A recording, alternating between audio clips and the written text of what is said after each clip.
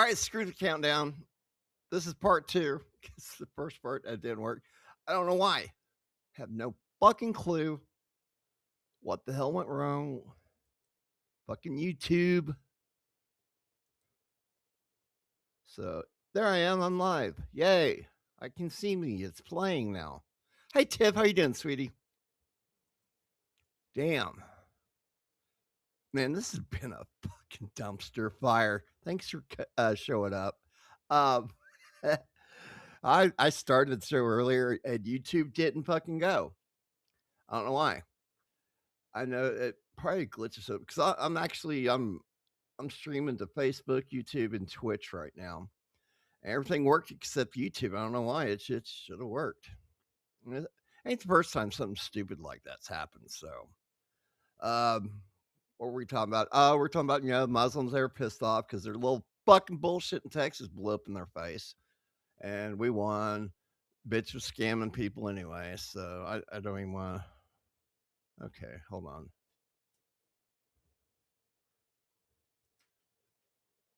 Yeah, we were to the video where she started hitting her up about that LLC. We can go ahead and finish the video real quick. Hold on. You're breathing. You must have been busy still getting everything settled in and getting everything unpacked, I hope. Pooter, come on. Now he's on top of it. I got this roll around car. I keep tools and all sorts of crap on, and he just got there. He's trying to get up here. I don't want you up here.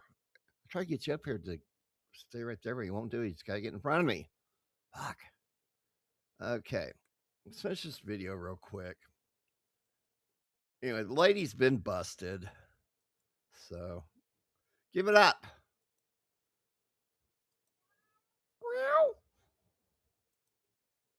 All right, here we go. Let's finish this real quick. It's almost over. In terrorist organizations. So President Trump designated some of the chapters of the group that way as well. Designation, here it is right here, of certain Muslim Brotherhood chapters as foreign terrorist organizations and specially designated global terrorists, including the Egyptian branch.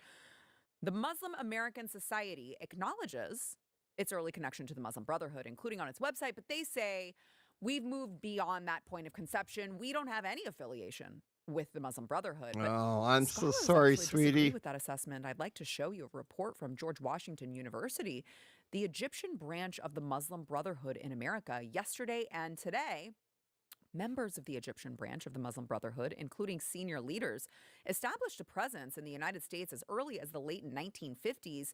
Several organizations they helped establish are now among the most influential Muslim organizations in the United States.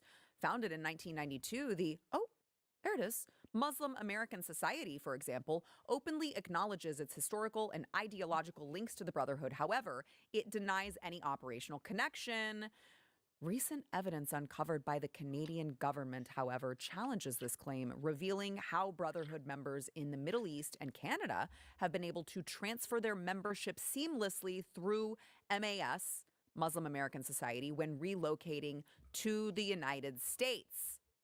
So it turns out they've got some connections to the Muslim Brotherhood, which we've already been very clear here in the state of Texas and here in this country is a foreign terrorist organization. So now I'm very interested in this. Yeah, we both extremely interested in this. And I have a feeling there are some members of the law enforcement agencies that are looking into this right this very moment, actually, Amina. Now, it's not the only company we were talking about, of course, yesterday with Amina, because Doctor of Leadership Amina Knight runs a daycare, and it is called the Excellence Early. There we go. Leering Center is how it's listed on our website, and Google Archive like that. Though. It also is listed as a leaning center. She just can't figure out: are we leering? Are we leaning? Are we loaning? We're listing. Are we lining? We don't know. And she bristled up. She tensed up when I asked her about this as a reminder. All right, so you also run a daycare, I believe, called Excellence Early she got her good. Center. Or at least it's listed on Google that way. And on your website, I think it's also called a leaning center. So I'm just wondering, is it appropriate to be in charge of teaching children when you can't spell learning right?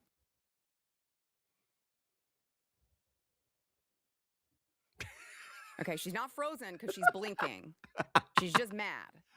I'm not mad, but I am acknowledging the typo, and I think that's a more appropriate way to say it. Are you trying to let me know that I have a typo on my website, or I know Yeah, you're that's almost what out of we're time, doing. so I want to respect wanting your to time here. I also want to know how the daycare is operational if your right to transact business was involuntarily ended in Texas. what?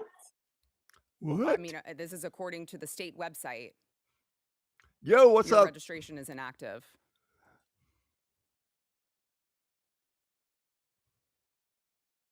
No, nothing to say. I guess I have to figure that out. Okay. Well, I will Damn.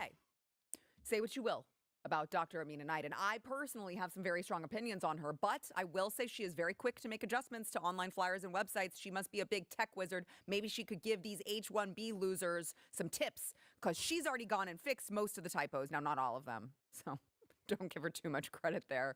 But another curious thing to mention about the daycare is that this morning, Google suddenly lists it as being permanently closed. I don't know. Okay. But frankly, that's probably the best I have a thing that could Discord happen server too considering that their I'm track record, working on. I've because had it there for are a lot of years. deficiencies that they've had over time, according to Texas Health It's and used Human for a Services. Ooh, team, a that red is gaming not what you team I want. was on. If you go through all their deficiencies, they are not good. Let me give you just one of the most egregious ones. A caregiver left her classroom unattended to go outside to her vehicle and then to the restroom with a child. Then you've got children that like aren't registered that are still there. I mean, I'm just saying, I think we've hit just the tip of the iceberg with this one. And we look forward to more investigation into Ascendant Faith LLC. But it says faith, so I'm sure it's nothing. 'Cause you I'm sure gotta it's have actually faith. it's the religion of peace. So what could possibly go wrong? All right, make sure that you have smashed the like button. Don't even Comment ask. and subscribe. Hit the bell. It'll help us in the algorithm. If you like this, Yeah, do that. Okay. All right. I came across something very interesting this weekend. And first I was kind of mad and I started looking more into it. And I want to try to. I taught for 25 years. Never leave them alone. No shit. No matter what age they are. I found this music video I started watching, and took a little bit. I'm like, this can't be real. And there's a lot of people that think it is, but it's not. It's AI. AI is really progressing quickly. I was kind of mad about this. I went to their page. I was searching all over trying to figure out what the deal is with this. And I don't know if it's quite legal or not. I'm not worried about that part. They do ask for donations on the band page. But what I learned was that this band, the person behind it, he was a musician. He's disabled now. So I'm actually going to I'm going to try to get a hold of him and talk to him about this. After learning all that, it kind of cooled off. I'm like, no, maybe I shouldn't be mad at this. But I don't know, because I don't know, it's kind of weird because AI is taking over and shit, and that's going to hurt a lot of people. But the song's fucking cool, but these people aren't even real. So let's check this out real quick. Tell me what you think. And how do I want to do this? Boom. There we go. Hey!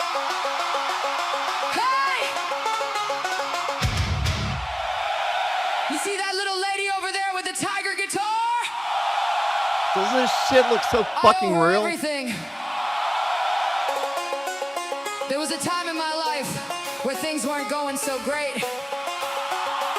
And she just looked at me and said, "Why don't you come sing with us? We're looking for a singer." The song sounds fucking And badass. we've been rocking out together They're ever since. Christian or And whatever. not long after that, we found a little banjo player. And somehow, almost 10 years later, here we are. Done at a funeral. So I need you guys on this one.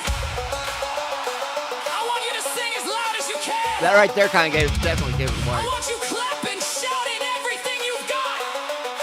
This one is called Rattle the Bones. Now the song's fucking cool as fuck. I'll give them that. Hey, hey, hey. But being a musician stuff, you know, you kind of pick stuff out that they're doing that tells you it's not real. Especially that band too.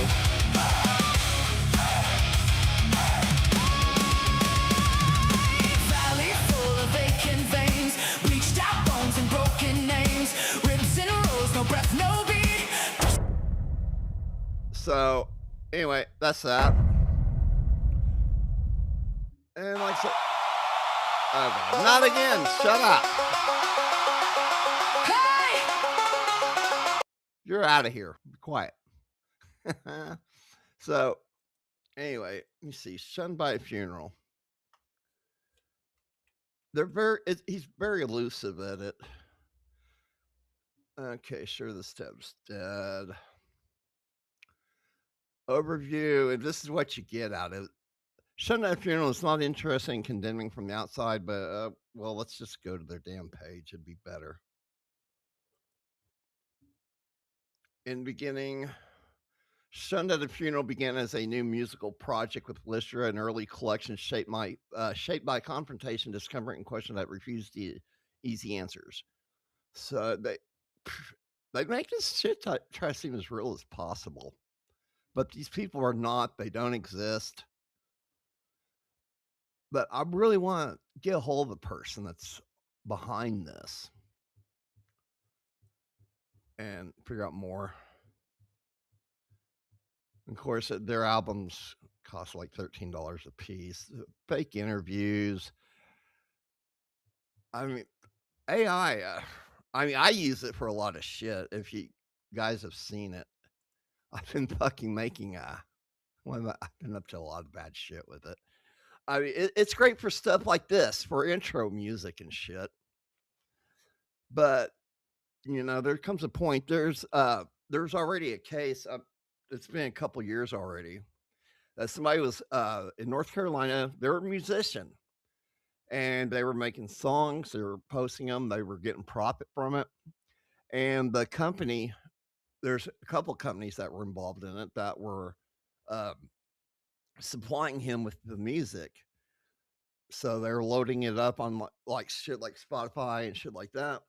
And they were hitting it with bots. Now they were trying to spread it out, and they kept kicking out songs because the bots, they said, could hit a view and raise the views up. They could do a song with bots. They said about 600,000 hits in one day. So that's why they started doing more music to spread it out so they wouldn't get caught. So that that takes top spots and pushes real music down. And he was looking at he got a lot of fucking money. I believe it was 10 million doing this shit. And he's going to be serving supposedly 20 years in prison for what he did. So he ripped off a lot of fucking people doing this shit, and everybody's pissed. So let me get that out of here. Oh, I don't know. I would really like to talk to the guy. And wait a second here. Uh-oh. Hold on. I got to fix this real quick. What the hell did I do? Okay, there it goes. My mouse got stuck, and I guess it started dragging shit on here. We're fine now. So, close this up. Let's have some fun, shall we? Let's have fun in that. I found a video I just wanted to play. They released UFO files. I don't know if you guys have looked at them. Still doesn't explain if there's life out there, because just because it's a UFO doesn't mean shit. It's just unidentified. It could be anything. It could be some fucking drones or something. But if aliens, I kind of got a feeling that if they do exist, it's not good. And this person agrees with it. And even, I think he's onto something here. If there is something out there that's been seen. So we're gonna play this real quick. Then we're gonna have some fun. I got shit lined up. People who have been alienly abducted. It's always like the aliens are always telling them, oh yeah, we're here to save humanity. Well, that's Jesus Christ's role, not aliens. We're here to basically usher in a new era. That's because the elites want to get away from, at least the demons want to get away from Christianity. Strip the veneer of the alien aspect of it off, that in point in fact what you're dealing with is they're just demons. UFOs and aliens. Yeah. And I'm curious, what do you think about all of that?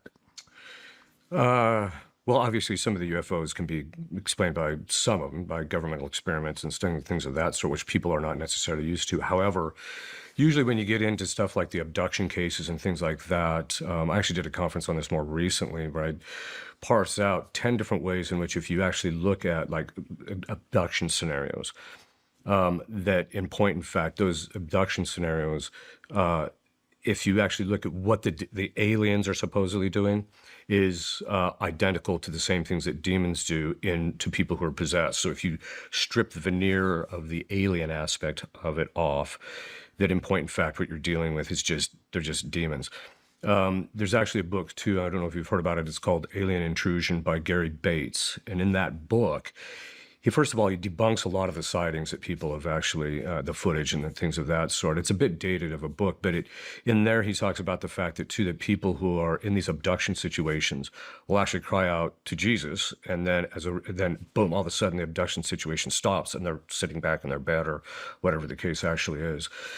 So there's a lot of demonic stuff on that level. There's some that speculate too that some of the craft that we see moving in ways that are contrary to physical laws is also just a diabolic mirage, which they can cause. That type of stuff is extraordinarily rare because God doesn't usually permit it, but that can actually happen. So that's kind of just my general thoughts in relationship to it, that a lot of this stuff, not all of it, but a lot of this stuff is just diabolic in nature. What does God say about it? Does God say that we are the only beings in the universe? Well, I mean, ultimately, we don't have absolute certitude other than the fact of what we read in Genesis. So in the book of Genesis, the creation of life is actually restricted or seems to be focused here on Earth and nowhere else. My own basic observation is if you look at what NASA is doing in their studies and things like that, everywhere they look, they think, oh, we might have found life. We might have, and then they didn't, of course. And I think what we're discovering is that other than here, the universe is sterile. Now, in theory, God can do whatever he wants, but at least from a scriptural point of view, but then also even science, I think, is starting to prove it out too, is that we're getting to the point where we're starting to realize that this seems to be the only place that you're going to, that it seems to be the case. A lot of times too, the idea that there's life elsewhere is heavily rooted in the evolutionary hypothesis, because there's evolution here, there must be everywhere, even though their theories of evolution are not only just scientifically problematic, but just even theologically and philosophically problematic. But that all being said, that's where it's rooted in, I think. With all I'm sure you've seen some of the Epstein stuff. Have you been following that at all? A bit, from a distance, yeah. That seems like some type of satanic ritualistic type stuff that was going on there. Yes, actually. And actually, the stuff I've read about as far as to the degree that I can have certitude about what you can find on the internet, that stuff that was going on there, and just the layout of the island gives an indication that it was heavily involved in the occult. The other thing I should mention too is that people don't get heavy into that type of thing. It's the same thing that we've seen elsewhere, where guys who suffer from homosexuality and they're active and they're very heavily active, it very often degenerates into ritualistic sex. It's the same kind of a thing there, that it eventually degenerates. Satan ends up just driving them because they're so disordered that he gets involved, and then he drives it more towards a ritualistic kind of an approach. So if it wasn't ritualistic, I'd be surprised. I mean, there's just so many questions about what's going on, and it seems like nobody nobody high up, nobody that could actually do something about this is going to. In fact, they're just trying to cover it up. In fact, our mutual friend who brought you here today, I mean, we've had a handful of discussions about distractions and all the distractions that are going to come to try to take our eye off of the satanic ritualistic abuse that Epstein did, Right. and all of his people that were involved with him. Right. And before any of this came out, our friend said, I think it'll be aliens. And then, Yeah. and then, Then and there. and then we see former President Barack Obama go on some random podcast and say, "Oh yeah, aliens are real." And I brought this up. I've been really angry about this stuff, and I went up to our oak tree and did a little rant about it and said, you think this is a coincidence that they're all of a sudden a former president goes on a random podcast that nobody's ever heard of and says that aliens are real right in the middle of the biggest, most elite pedophile ring in the entire world while that's being Blown up. unfolded. Right.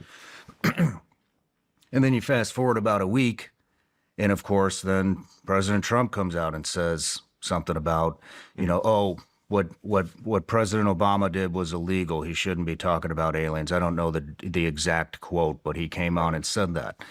And then I have people, former guests that have been on the show, some of them that I've been trying to get on the show that haven't come, that are in the alien UFO anonymous activity, You try using candy. realm, and they're saying, oh, look at this. Oh, look, maybe the Epstein stuff is a distraction from the alien UFO. And to me, that is no way. Like, Right. I am not taking my eye off of that ball. Don't try to distract me with this bullshit. And I mean, what do you think about that? I totally agree with you. Actually, for this particular reason, there's kind of a bit of a backstory. So one of the tactics that the demons always use is, and very often use, is they rarely do a frontal assault on a particular individual. What they'll do is, and this is a diversionary tactic, which being a military man, you would be able to They're appreciate going this. to toy with you. You're over here, you just lob bombs over here, so the people's focus goes over here. And what that does is that gives you the ability to maintain your activity over here and maintain your influence. So the demons will very often, so for example, one of the things that we commonly see is it's a demon of fear that actually drives things like sins against the sixth commandment, pornography, and things of that sort. So he'll drive the person to do that. But the real root problem is a demon of fear. So once you address the demon of fear, then this stuff just clears out. Well, this same type of tactic is actually going on. They want you to not pay attention to what's really going on or what's really in the background, because that's where their vulnerability is, at least in the relationship to the diabolic. So it has that same kind of a complexion. So you've got this situation where the Epstein stuff starts to kind of come to the surface, and then all of a sudden there's this diversionary tactic that's used to get everybody, because now virtually nobody's talking about Epstein. So you just get that diversionary tactic over here.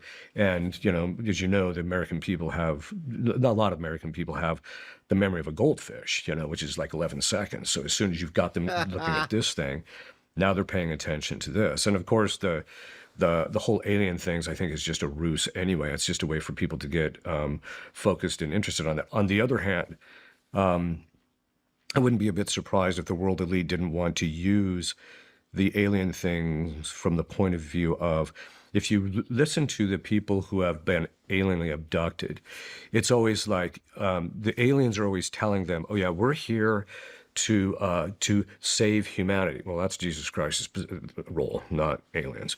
We're here because human beings can't save themselves, and we're here to basically usher in a new era. Yeah, that's because the elites want to get away from or at least the demons want to get away from Christianity as the ruling ethos that affects, the world cultures, etc. So the very same things that the demons actually want is the same type of stuff that you hear the aliens actually talking about and going into. So for me, it just looks like a diabolic diversionary tactic, not necessarily in the sense that the people that are doing this diversionary tactic, the human beings doing this, are thinking that, they're thinking in terms of diabolic necessarily in doing this. Nevertheless, that doesn't mean that the demons can't be using them precisely to that end, because the demons do not want people to become focused on the moral degeneracy, because then they'll start demanding change, and the demons don't want the change. They want this degeneracy because it empowers them. No matter where you're watching the Sean Ryan show from. All right. That priest is something else. I like him. I've seen some of his videos. I like the way he talks, the way he explains stuff. He's very thorough, and he knows his shit. So, anyway, I've got other stuff lined up too that we're going to be exploring. Stuff on some internet cults like was it 764? I already talked about them once on Organized Chaos. They're still operating. I believe they operate off of Discord, if I remember right. They're a bunch of horrible people. The main person that started it is in prison. And but there's a group of them. So yeah, it's fucked up. All right. Move on here. All right. Yeah, if there's aliens out there, everything that I've looked into, if they're real, it's not gonna be good. So let's have a little fun now, shall we? Cute.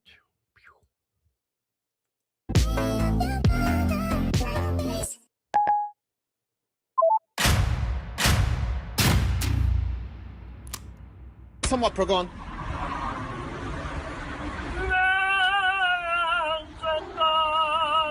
God damn. Hey man, look man. Here you go. This is for you. All right, thank Don't you. buy no drugs. All right. Oh my God, $50. Oh my God. What the fuck? Oh my. Do you know where I can get any crack? You say Yes! You do? Where? My house. You got crack? I think I'm losing my mind. Trying to stay inside the lines. 7 o'clock in the morning, right? Come on!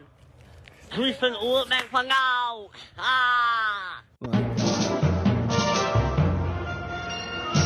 There goes the crackhead that I see. What the? What are you doing? Are you up?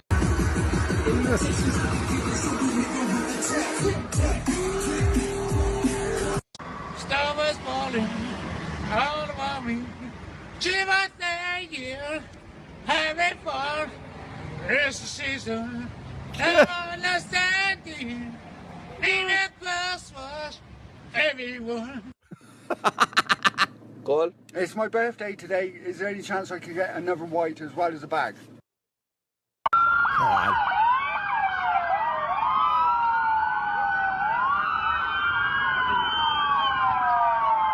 This is either Seattle or LA.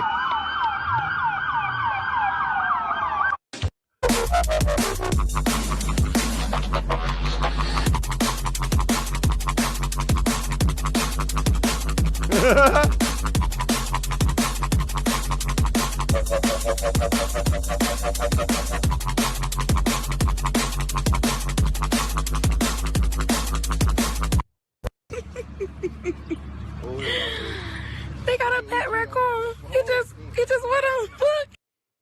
On the night, well, alright. I don't want no God. relationship with a broke bitch. Call it what you want to. Whoa, whoa. Shout it what you gon' do. Whoa, whoa. I don't want no relationship with your broke ass. Call it what you want to. What you see is what you get. That's why we never been to the movies or in the park in the dark holding hands. That's why I like fucking with you hoochie groupie. Y'all don't really want no man. That's why we never been to the beach, water splashing on our feet while we tanning in the same. She bring it. Do you love cake? Well, what the fuck? I wouldn't say I love cake. I like cake. Stone Cold. God. Yo, she's zombie. Yo, she is high as fuck.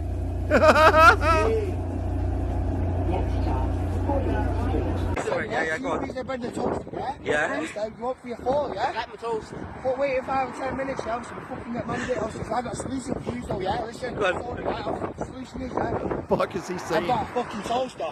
4 pieces of bread. That get me, man. Yo, keep the fibre, keep the toaster, lad. Have a good night, lad.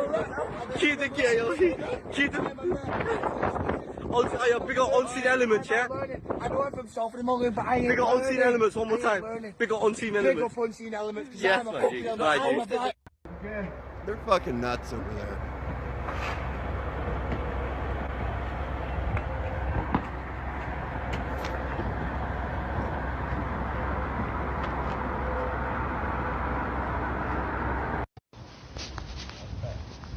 Hello, people. Do you know why the ocean's so salty? Because you took the sweetness away from it. You little cutie pie.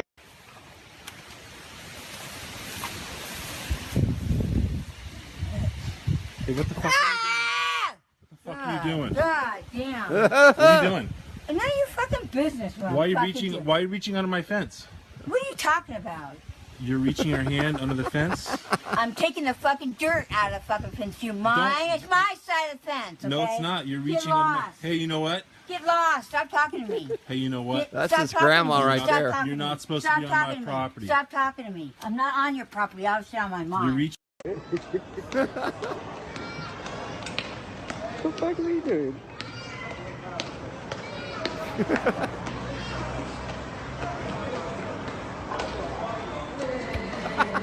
Oh my god. Wait. What are you telling me though?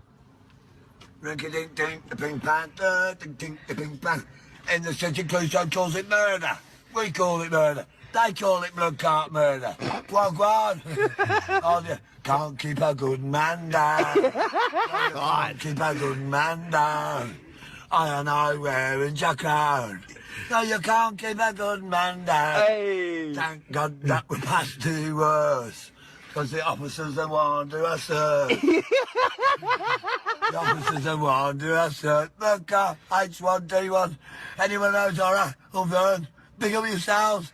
Do the skank. I am a Kingston. Finish it, innit? I take my roof. I am a favor. Oh, fuck.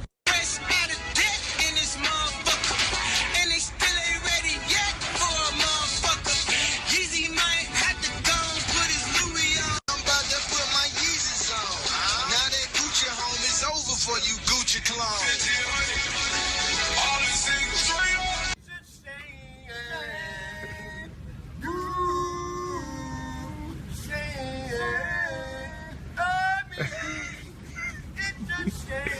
Hey, y'all niggas crazy.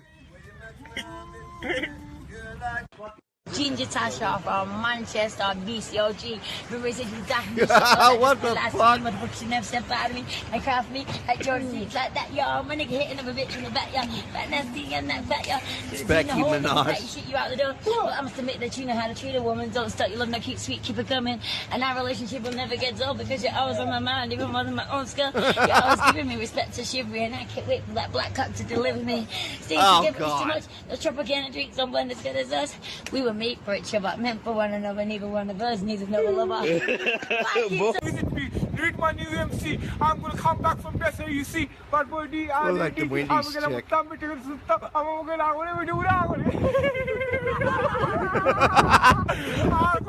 now. I'm laughing. That's it, kind of. People are fucking nuts.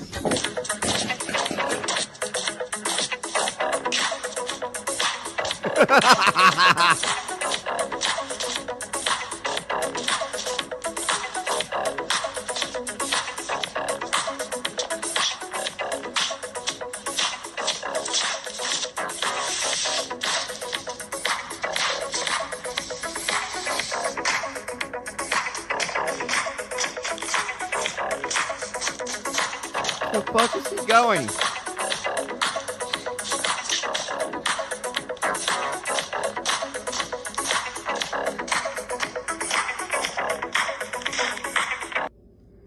This is me, Baldy, yeah? To see you, Curly Sue, yeah? To know when I get you, I'm gonna take all your PVC off you. I'm Tracy. See, Tracy, she's come with me. She's my woman, man. Look at me. Get a big get back to the base. Tracy loves Baldy's phrase. Yeah, hold tight to the mic, hold tight to the mic. Yeah, we call it the gypsy crew. Do you know when I get you? Scut in our pants. I'm gonna bang, bang, bang, bang, bang, bang, bang, bang. Do you know when I get you here? I wouldn't even make a video about you. Look at me. Do you know when I get you? I'm gonna bang, bang, bang. Do you hear me? Ready? Jesus. Right, this is me again, yeah? Do you see your brother Nelly Stokes, right? Do you know when he comes to Dublin? I'm gonna bang, bang, bang, bang, bang, bang, yeah? Do you know what I do to Nelly Stokes? Bang, bang, bang, bang. When he's out shouting a bucket, that the colour of my dead grandfather and you. Out shouting a bucket, out pissy nose, out snot face, out stutter in the pants. You know what I get you, snot face? That the colour of my dead father and you. I'm gonna... Truck. Mint truck. You tell me exactly what you want. 50 Peters. Why do you want 50 pence? Giant. Why do you want 50 pence for, though? To get a can. What kind of can, though? Bottle of Bella. Too bad, yeah. I'm going to give you a fucking quid for that gun. Thank you, cousin. Not a problem. Have a drink. Not a problem, brother. What do you want? Outside the boys in the tranny. See, this one's going out to the Darlow boys? This is going out to the Darlington scrap for the boys who collects the tax, the washing machines and shit. Oi, oi. Going out to the Darlington boys. Start the shotgun up. Hey, they're trying to build a gun. Start the shotgun up. You got a bit of the gas today? I could do with a tin. I want a drink, though. Please took one tin off me today, you bastards. No, the boy took a tin off you? Yeah. 2 seconds, Helmut. Did they get the took off me? Yeah. I need a tin.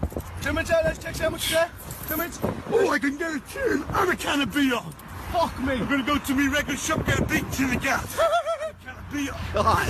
Oh, take. Start the shotgun up. Start the shotgun.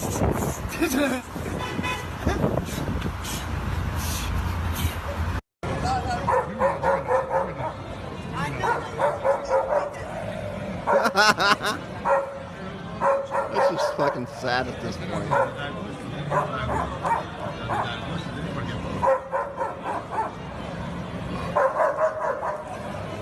Yeah, get him.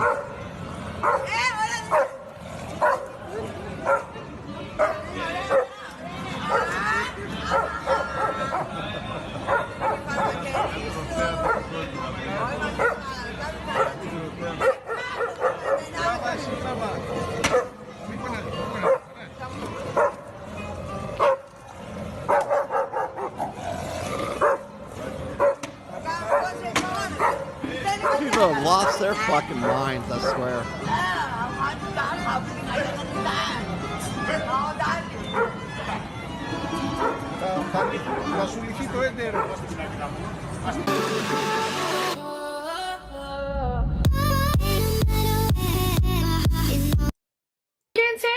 way I awkward walk, I'm gonna shit my pants, there's no time to talk. If I came out, yeah, it was funny, and I'm standing here, but my butt feels muddy. It's alright, it's okay, please step out my fucking way. Can't tell by the way I One more awkward walk, time. I'm gonna shit my pants, there's no time to talk. If I came out, yeah, it was funny, and I'm standing here, but my butt feels muddy, and it's alright, it's okay, please step out my fucking way. Dude, I tell you what, I've been on construction sites, and of course they hire a lot of people from another country, if you know what I mean. You don't want to go in those things. I swear to God, they're fucking, it's like toxic in there. It's fucking horrible. So, get rid of this. Put my pretty face back up there like that. Awesome. Okay. Let me see. What are we going to do here? I know. It's time. It is time.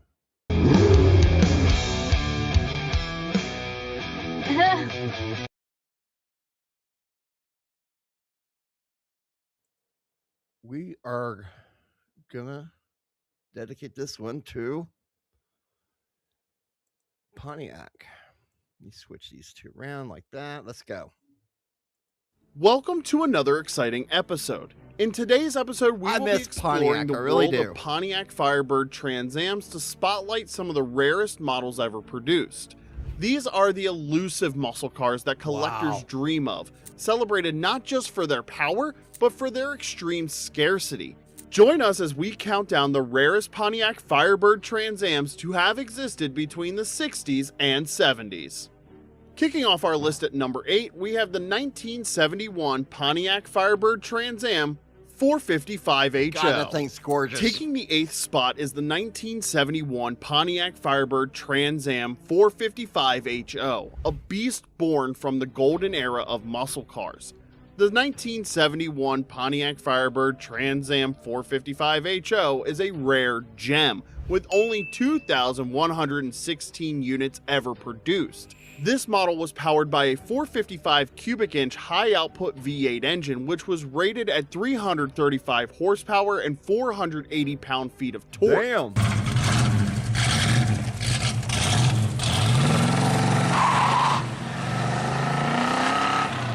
It was capable of reaching 0 to 60 in approximately 5.9 seconds with a top speed of around 130 miles per hour, making it one of the fastest cars of its time.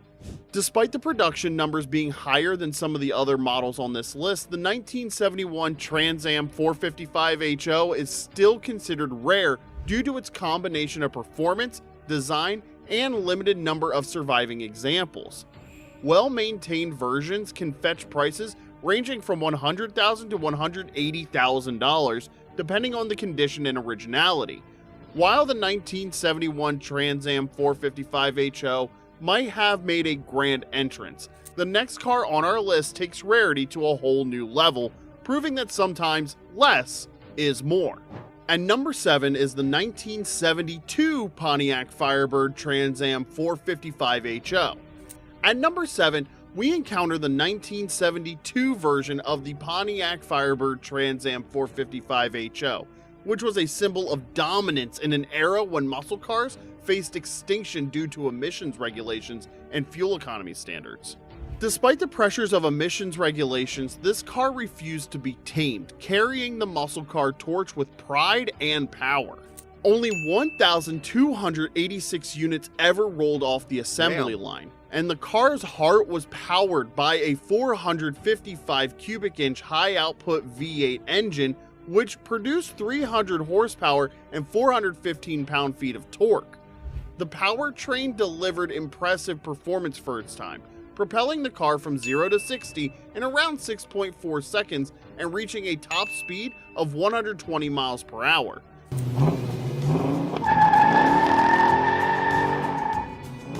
The rarity of this model, exacerbated by a GM strike that year, has only increased its value over time. Currently, a well-preserved 1972 Trans Am 455HO can command prices upwards of $80,000 to $120,000 depending on condition and originality. The 1972 Trans Am 455HO stood strong in the face of change, but what comes next was a noteworthy model that signaled the end of an era. Number 6. The 1974 Pontiac Firebird Trans Am Super Duty 455. Coming in at number 6 is the 1974 Pontiac Firebird Trans Am Super Duty 455, a car that defied the twilight of the muscle car era. As the curtain was falling on high-performance machines, Pontiac delivered one last encore with this supercharged beauty. Pontiac released this model with only 943 units produced, making it among the rarest and most desirable Trans Ams ever built. The Super Duty 455 engine was a feat of engineering, built with strengthened components that made it virtually bulletproof. Officially rated at 290 horsepower due to stricter emissions regulations, many experts believe the actual output was closer to 370 horsepower. This allowed the car to go from 0 to 60 in about 6.0 seconds with a top speed of 120 miles per hour.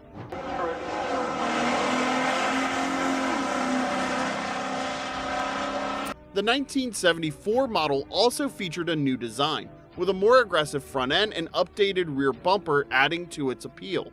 It is highly sought after by collectors, with values typically ranging between $90,000 and $150,000. Wow. As the 1974 Trans Am Super Duty 455 bid farewell to the muscle car era, our next contender looks back at the year before, where even fewer were made, yet the legacy only grew stronger.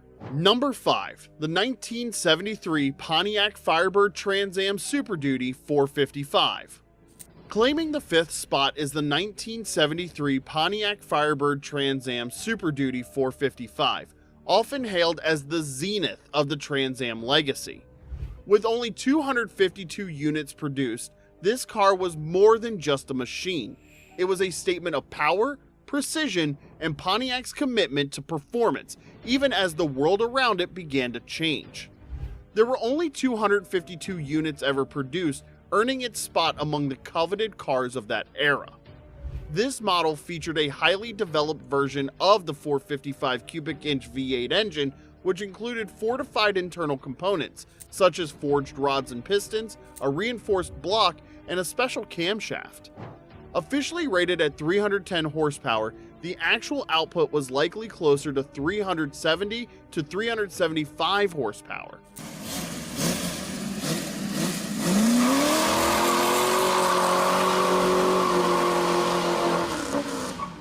This allowed the car to achieve a 0 to 60 mile per hour time of just 5.4 seconds and a top speed of around 130 miles per hour. The 1973 Trans Am Super Duty 455 is considered one of the last great muscle cars before emissions regulations and the oil crisis drastically changed the automotive landscape.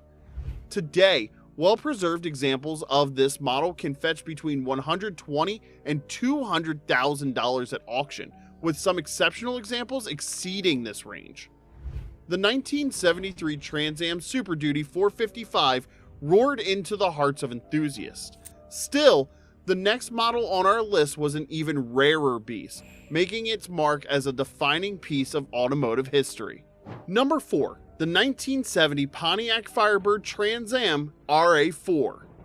Cracking the top 4 is the 1970 Pontiac Firebird Trans Am RA4, a car as rare as it is revered. With just 88 units produced, this Trans Am wasn't just a step forward in design and performance, it was a giant leap, setting new standards and blazing a trail for future generations. The Ram Air 4 engine, a 400 cubic inch V8, was a powerhouse, delivering 345 horsepower and 430 pound-feet of torque. Damn.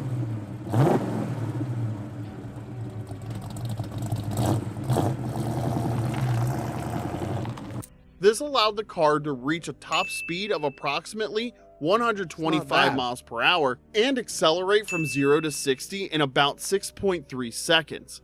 The 1970 models also introduced a more aerodynamic body and a functional shaker hood scoop which fed cold air directly into the engine, enhancing performance. Today, These cars can command prices ranging from $109,000 to $147,000 depending on their condition and provenance. As the 1970 Trans Am RA4 pushed the limits of performance and design, the next car on our list takes us back to the late 60s, where rarity and performance were the name of the game. Number 3. The 1969 Pontiac Firebird Trans Am Ram Air 4 Hardtop. Securing the third spot is the 1969 Pontiac Firebird Trans Am Ram Air 4 Hardtop, a car that commands respect both on the street and in the collector's market. With only 55 units ever produced, this hardtop model has become a legend, offering a potent blend of performance and rarity that few cars can match. This model was equipped with the race-ready Ram Air 4 engine, a 400 cubic inch V8 that produced 345 horsepower and 430 pound-feet of torque. That's a lot of power there. This power enabled the car to achieve a 0 to 60 time of around 6.5 seconds and a top speed of approximately 120 miles per hour. The hardtop design added rigidity to the body, enhancing the car's handling and making it a formidable performer on both the street and the track. Today, these cars can fetch anywhere from $200,000 to $350,000 at auction, depending on their condition, originality, and history. The 1969 Trans Am Ram Air 4 hardtop was a force to be reckoned with. Still, our runner-up on this list is even more elusive. A convertible that redefined rarity and desirability in the muscle car world. Number 2, 1969 Pontiac Firebird Trans Am Convertible. At number 2, we find the unicorn of muscle cars, the 1969 Pontiac Firebird Trans Am how you doing? It's going, sweetie. With only 8 ever built, this car is the stuff of dreams for collectors. Its striking design and raw power make it a true masterpiece, representing the pinnacle of the Trans Am's debut year. This Trans Am was available with either the Ram Air 3 or the more potent Ram Air 4 engine, both of which delivered impressive performance. The Ram Air 4 version in particular pushed the envelope with 345 horsepower and 430 pound-feet of torque, allowing the car to accelerate from 0 to 60 in around 6.5 seconds and reach a top speed of approximately 120 miles per hour.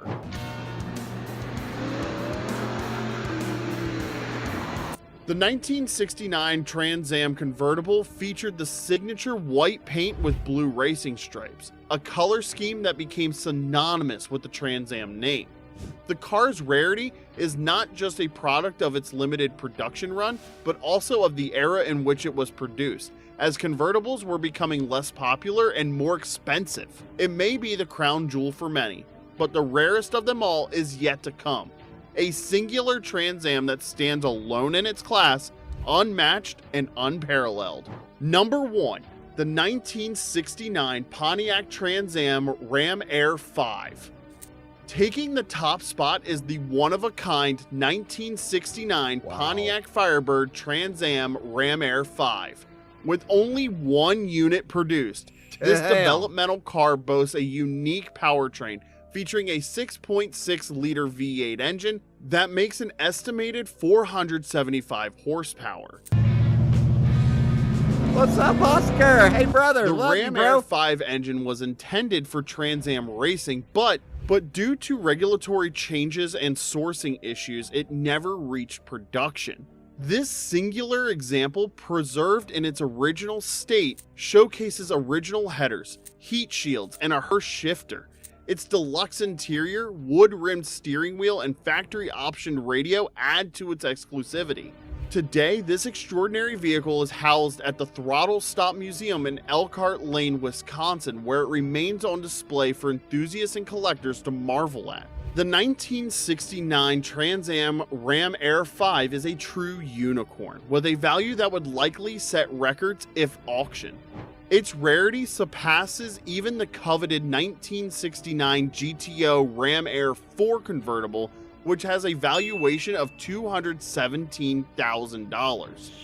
With the 1969 Trans Am Ram Air 5, we've reached the zenith of rarity and performance. But as one story ends, there's always more legends to explore in the world of classic muscle cars. Stay tuned for the next chapter in automotive history. Like, share, and subscribe. I miss Pontiac. I really do. They had some badass fucking cars, but I guess in the end, man, they were really screwing up. I know they had that one Pontiac. What was it, the Solstice or something? It was in that Transformers movie. I know people you see posts and they're like, oh, Trans Am or Pontiac or whatever, this, that. No, they went bankrupt. They're done.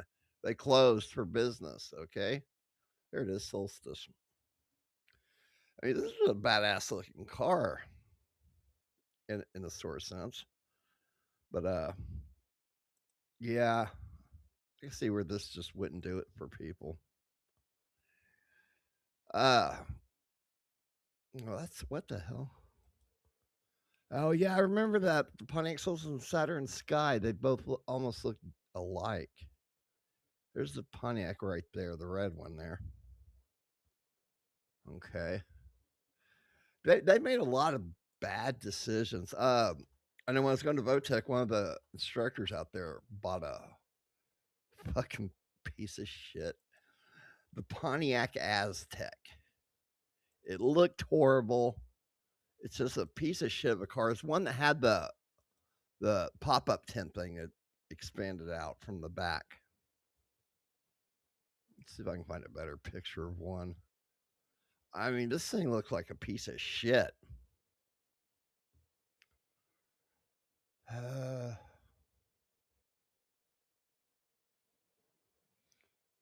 Put the fucking Firebird symbol on it. How dare you? But yeah, they had that fucking Pontiac tent thing that popped out from there. That don't look like it. Let me see. Pontiac Aztec tent. Yeah. Oh, they got a video on it. Let's check this out.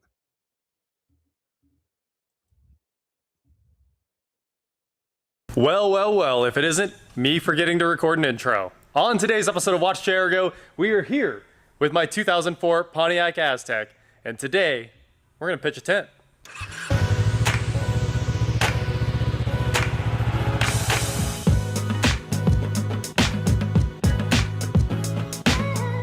What is going on, guys? I am Watch J Ergo, and like I said today, we are going to set up the factory tent in my 2004 Pontiac Aztec on whatever you would call it, possibly the greatest, or at least the original, factory overlanding rig.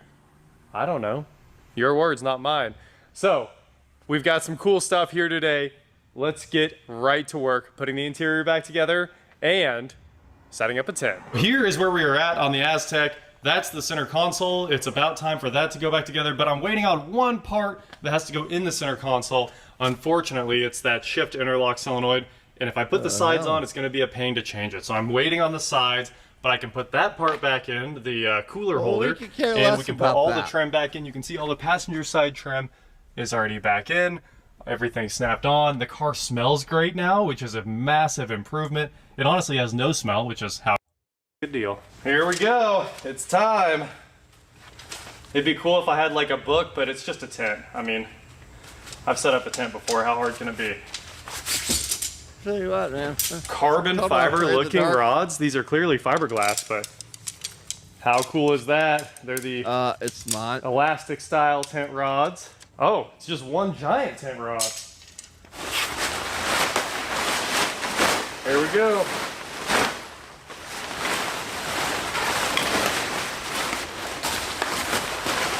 A blue Aztec logo. I think the big round opening's the back. And pull this down. Good God. Pull this down. This is the tailgate side of the tent. All right. Why would you want? See those hooks? That hook there goes down in that hole back behind the wheel, right there. That's where that metal hook's supposed to go. So we can get that a little bit more taut, but I think it looks Too super much cool. soy in his latte. Check that out. A car with a factory tent. How sweet is that design? Yeah, I'm You definitely really off center a wanna little know? bit. The Aztec logo needs to come a You're little an bit more idiot. towards the passenger side, but let's throw the air mattress in. Now I'm gonna save us all some time here and just air this air mattress up with the air compressor. It's definitely better that way, so here we go.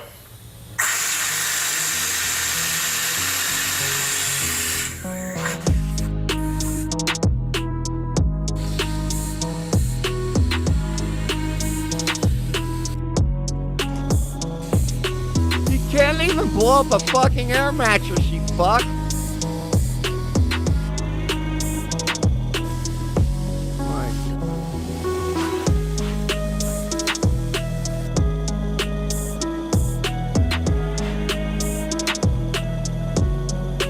I am so sorry. This is embarrassing.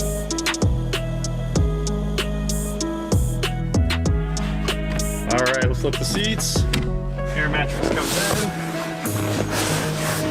And welcome to MTV Cribs. This is my home. I hope you guys enjoy this tour. Come inside. Take your shoes off. Take your shoes off. Anyway, this is where the magic happens. No, there's no magic there. I'm sorry. You're a dumb. What's funny is I give you better instruction than I do, but Bob, he probably never even used the tent. I don't know, man. What the fuck? All right, moving on. With a supercharged Hellcat engine just went under the hammer for $50,000. Nice.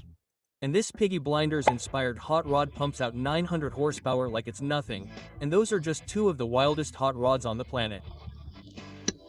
We also have Japan's most famous hot rod and a van so low it almost breaks the asphalt.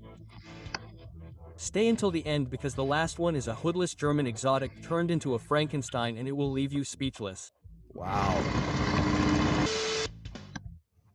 Taking a 1946 International Harvester KB1 and making it drift is breaking all the rules in style. And that's what John Trapp did. Wow. This truck was made for drifting and it looks brutal doing it. More than just a mod leftover, it's a manifesto of old iron, retro lines, and fresh smoke. We don't know many details, but if you've seen the full setup, let us know in the comments. We want all the details.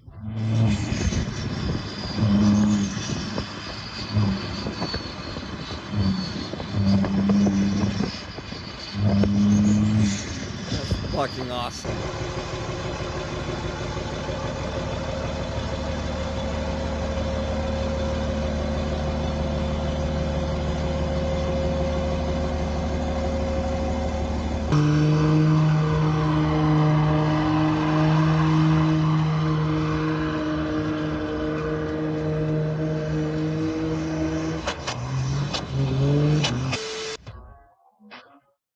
Next up is a model made by Dirty 30 Design with mining details everywhere. Ford 351W engine. Oh. Detroit Steel's wheels and air suspension to lower it to the ground and give it that brutal vibe. It's like finding gold, but in hot rod form, don't you think? That is fucking awesome. I love it.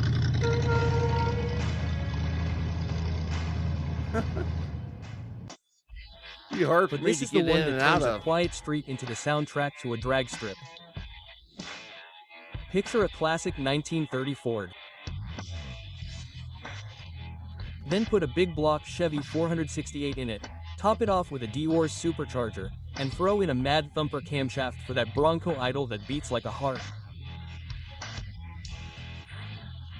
It's got Addams Family energy, goth, smiling, a little unhinged. And when it fires up, people swear they just woke up a dinosaur.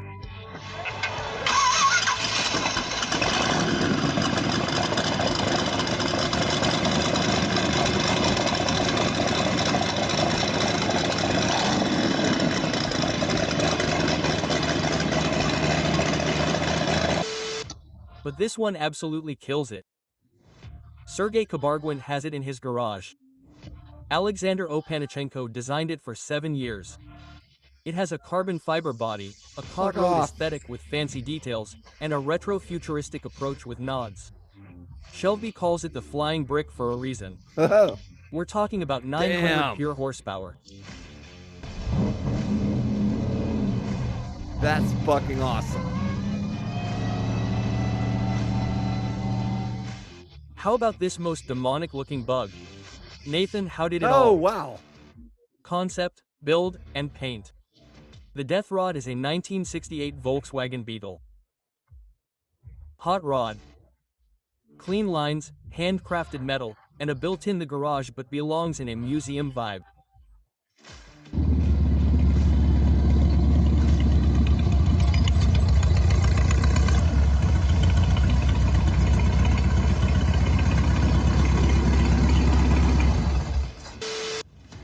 Built by Danton Arts Customs USA in conjunction with French Export. This Han 6x6 with a supercharged Gelcat V8 and mid-engine. It's pure excess with a license plate. Custom chassis. Porsche Cayenne subframe, chopped down rear doors, 6 giant wheels, and a rear wing made from a dismantled airplane part. After making waves online, it finished its run in Scottsdale for $50,000. The Verdi family built a supercharged Chevy C10 that rewrites the rules. 6 wheels with 4 in the back putting the power to the ground. An LSX top with a Suzuki big enough to be part of the Skyline. Around 900 horses available and room to find 2,000. It's no wonder a beast like this would auction for $300,000.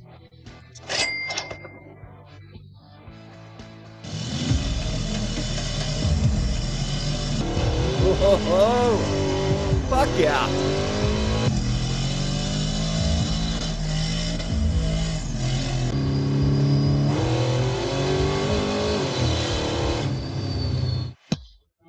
But nothing compared to the 3,000 hours and 18 months that Randy group of Blasteline brothers spent breaking all the rules.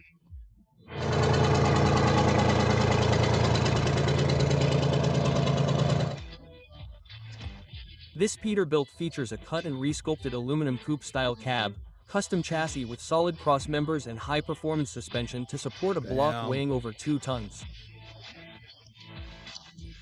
Underneath it runs a 1974 Detroit diesel 12B71 with twin superchargers, capable of spitting out 475 horses. The interior is raw aluminum plus hand-tooled leather. It's called the Beast of the Pit for a reason.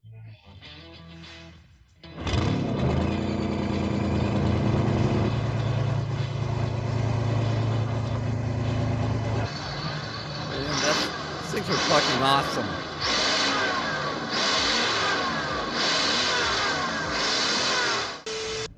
Robert Design built this combi pickup from scratch with a brutal white body. The bad thing is a 3D render, but it looks so real that it looks ready to humiliate sports cars at stoplights. Clean lines, aggressive proportions, and the attitude of a full-size Hot Wheels.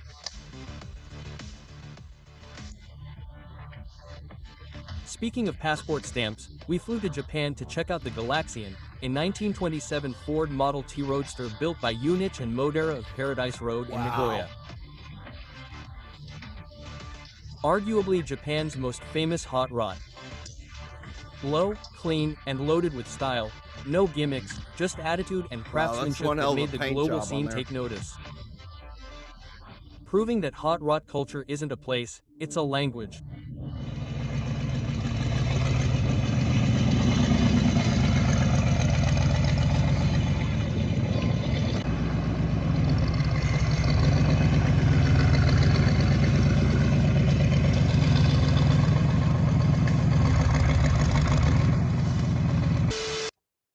Next up is a 1930 Ford Model OA that forgot it was due for retirement. It's a hot rod with Formula One attitude and Honda S2000 DNA, brought to life by tuner Ricky Boda after starting out as an Instagram render.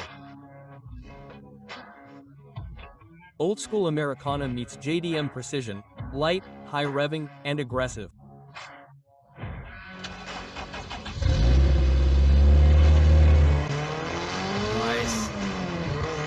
Holy shit. Oh. That's badass, man. I love it. But how about a 12-cylinder beast built by one of the legends of customizing that started out as a 1941 Seagraves fire truck? Wow.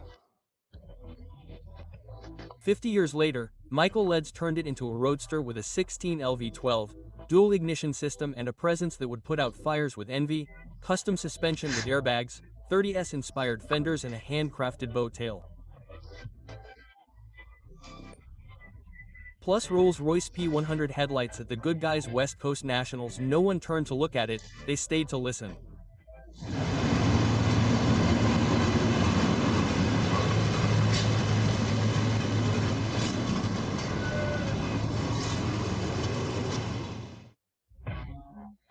If that looked like a movie prop in real life, this next one is a midnight ghost story. This is the 1954 Kaiser.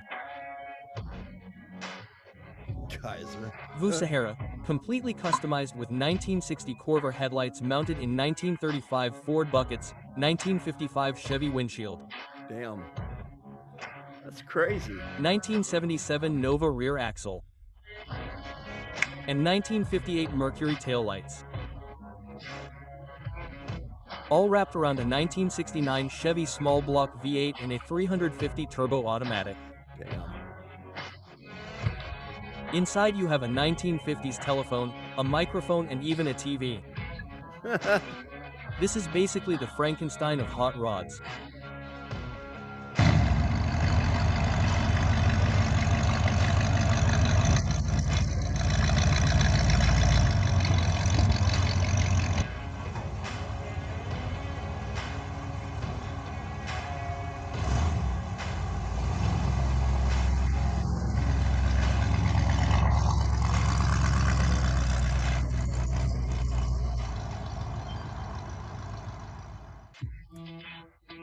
Now a showstopper that proved itself with the 1931 Chevy Silver, winner of the Riddler Award at the 2022 Detroit Autorama. Ricky Patty Bird teamed up with Pro Comp Customs and spent over 2.5 years massaging every panel. Hand-molded grille, hood, and fenders. And finishing it in PPG Vibrance Wineberry with an orange glow that can be seen from space. That's gorgeous right there. Up front, 272mm Nelson Racing turbos sit proudly like jewelry, feeding an 8.3L Chafer of Big Block. It's art that sounds like Menace at Idle.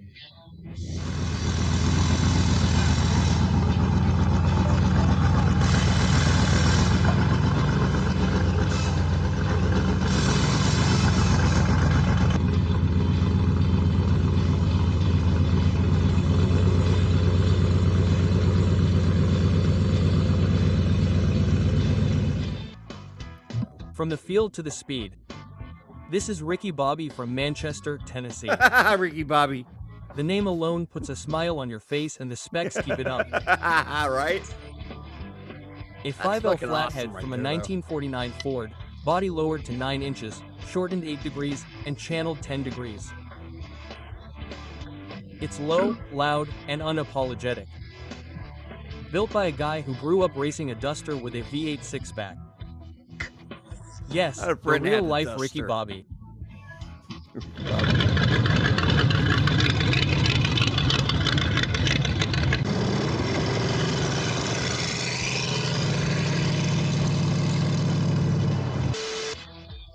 This is Gordon Thompson's 1927 Ford Model T, known as the Double Travel. This monster build is powered by two 4.6 LB8s, 4 superchargers, and over 100 horsepower.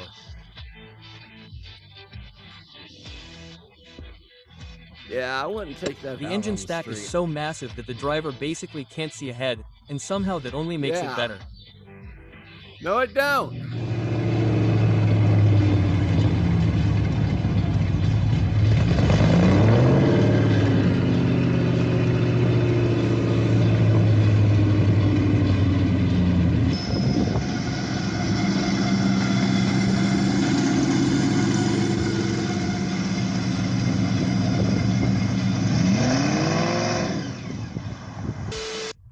If you like hot rods so weird they make you blink twice, meet the wing rod. At first glance, it looks like half a car, and that's kind of the idea. Up front, you've got classic hot rod vibes.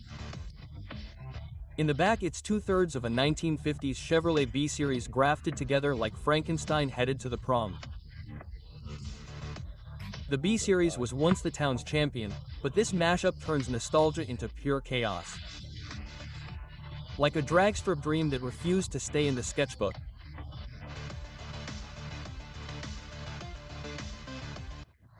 Okay, let's get weird in the best way possible.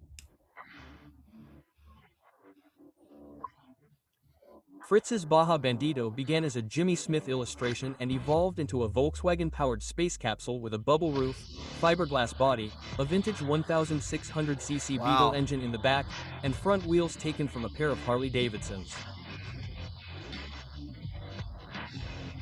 The paint job is literally a maze. It's like someone mashed a comic book, a Baja Boogie, and a lunar rover into one smile on wheels.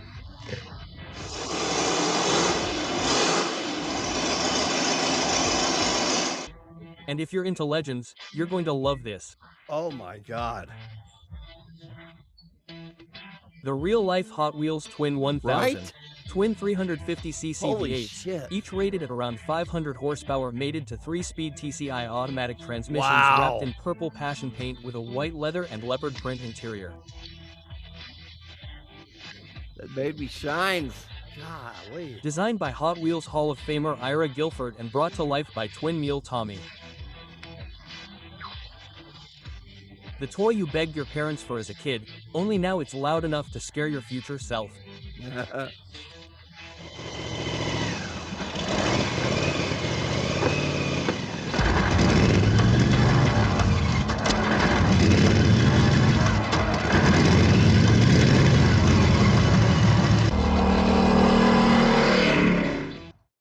Now we have a 1968 Lamborghini Espada. Wow. That has ditched the Gran Turismo hulls for the power of Mad Max. Built by Danton Art Customs for the Espada's 4th anniversary, it retains the original 3.9 LB12 engine that spits out around 350 bhp, but now breathes freely because there's no hood.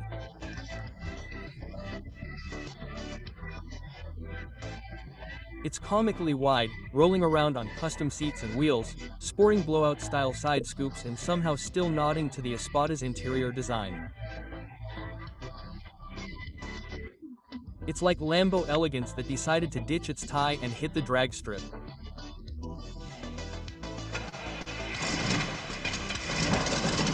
Hey!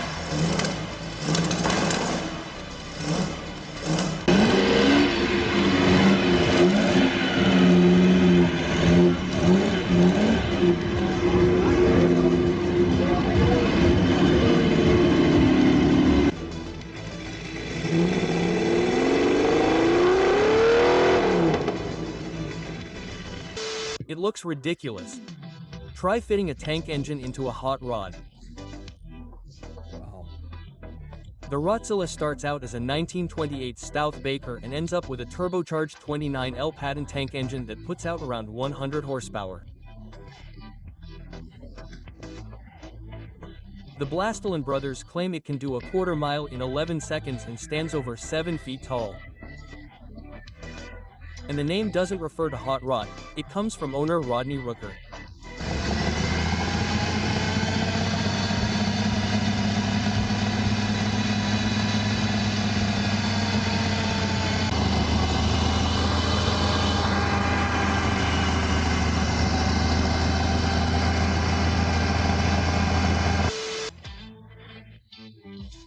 Continuing with Afterthought, a 1930 coupe model year, owned by Ted and Colin Hubert and brought to life by Cal Automotive Creations. 18 body modifications, 8 major chassis changes, and those That's what she classic said. 32 rails, strangled, sectioned, and raised like a gymnast.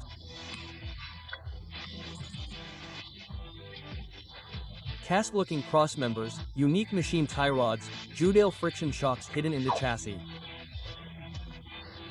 A heavy-duty, 32 axle with steep camber. Every line is taut, every joint intentional. Inside, the design is kept subtle so the form does the talking, and the Charlie Houghton color studio body and paintwork have that glassy, don't touch it finish. It's the kind of project that whispers show and then roars to the street the moment it starts.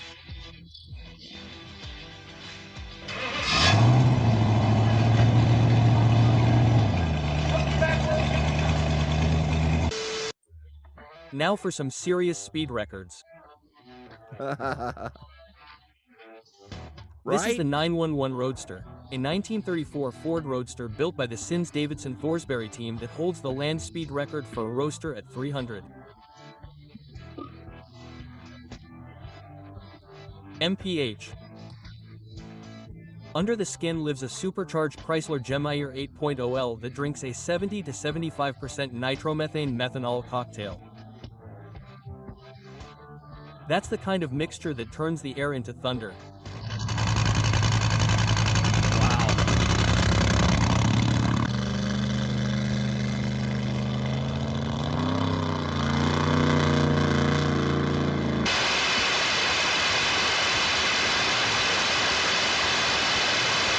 Damn.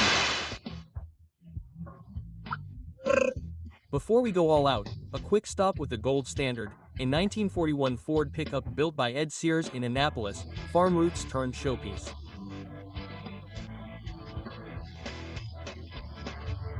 Ray Bartlett in the East Coast Hot Rod Garage stripped the cabin, dipped it in acid, treated it, and brought those flowing lines of the 41 back to life. Wow, I love it. Under the hood is a Ford B8 listed as a 4.6L linked to a 53 Alma old school block with updated muscle.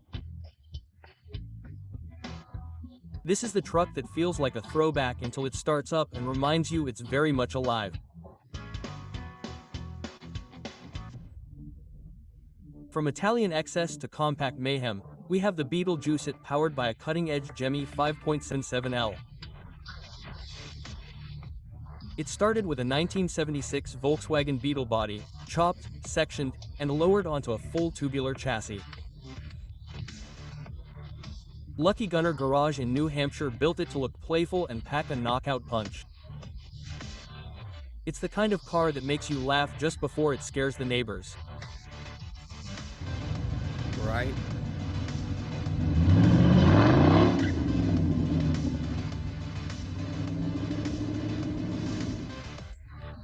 Okay, if you're this one's a sledgehammer. This is the 1938 International Hot Rod Dually with a 392 Gemmy wearing a Littlefield 871 blower as the crown jewel. NASCAR rear differential, a cheeky 2X shifter, Dually tires out back, and that bold green stance that says don't blink. It's big, supercharged, and weird in the best possible way.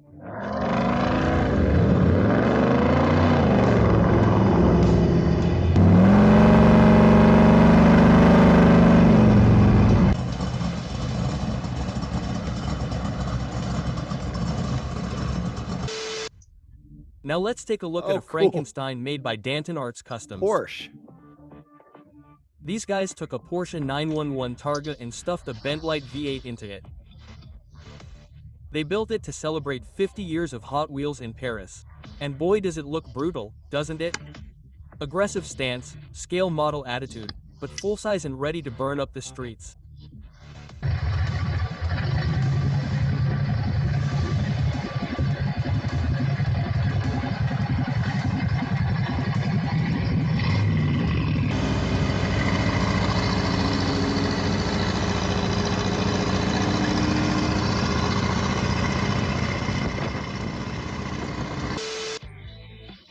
And those were the wildest hot rods on the planet, but you can only pick one. What's your pick? Leave your favorite in the comments. If you liked it, give it a thumbs up and subscribe for more insane content. No.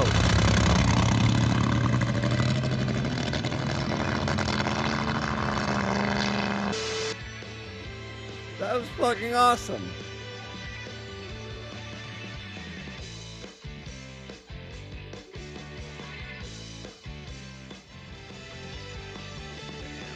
man. Afraid of the dark. I was about afraid of the dark the other night. Did you guys see the game I was fucking playing? Well, it was funny. Let me find it real quick here.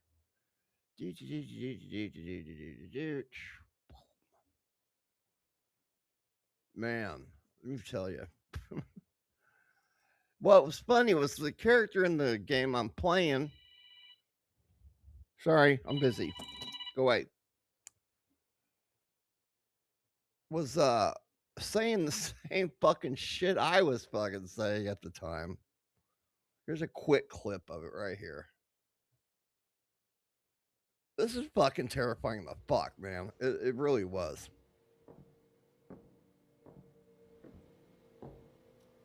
Oh, some bitch.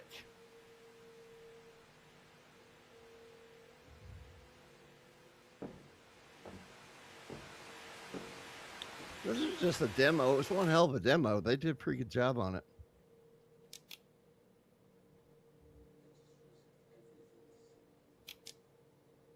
Well, it's funny. There's a tail that had a phone on it. I walked by it, and the phone's plugged into a fucking wall outlet.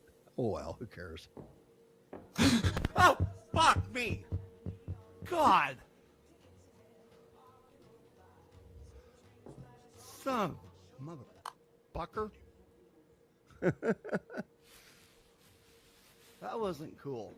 Whoa, shit! Where'd that come from? Hi. Oh, God, what the fuck now?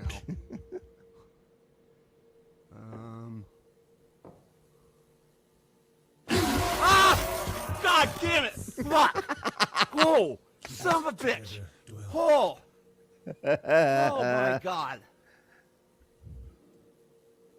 Fuck you! I was pissed, man. I don't want to play no more. All right, moving on.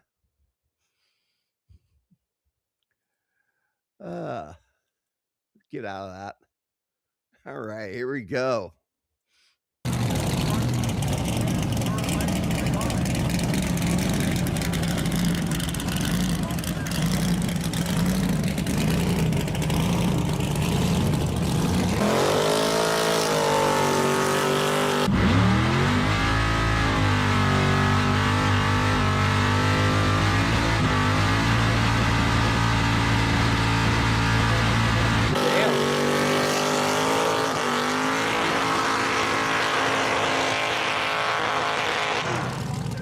I can't see one. Oh, that's cool looking.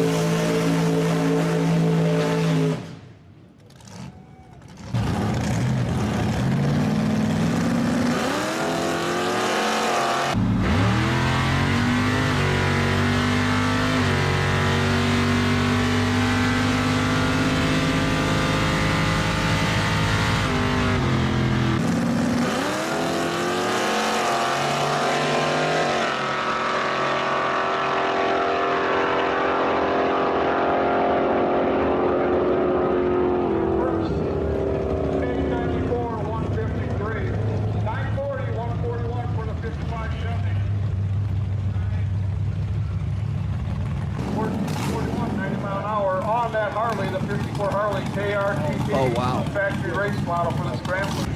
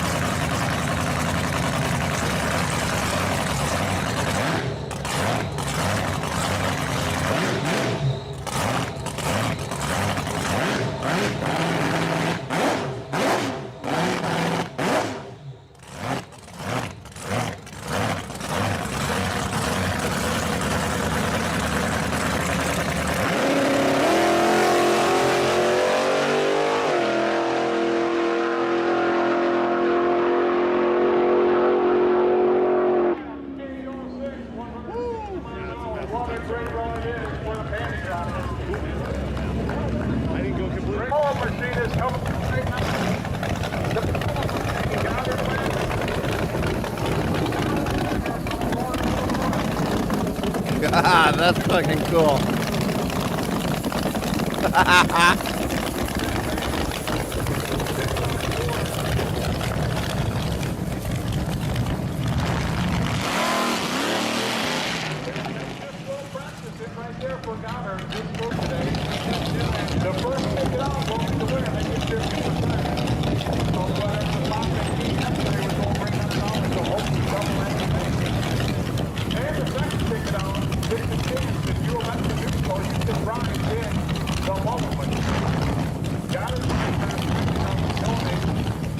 Somebody to ride with him, the second ticket out.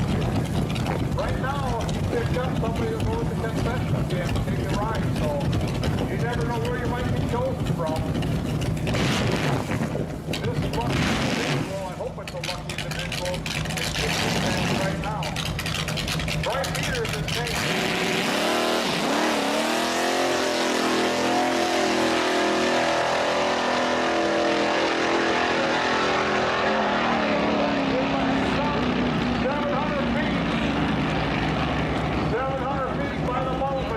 Goddard Wagon